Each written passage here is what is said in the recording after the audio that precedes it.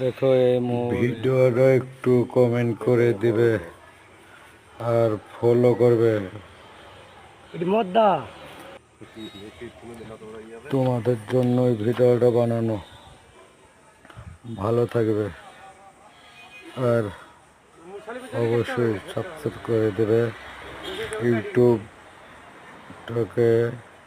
Channel Mollapara TV, page Rubel media, ID Zakir Mondal. তিনটি জায়গায় খোলা আছে, 3 জায়গায় দেখবে, আশা করছি ভালো লাগবে। এই পর্যন্ত শেষ করলাম, সকলে ভালো থাকবে।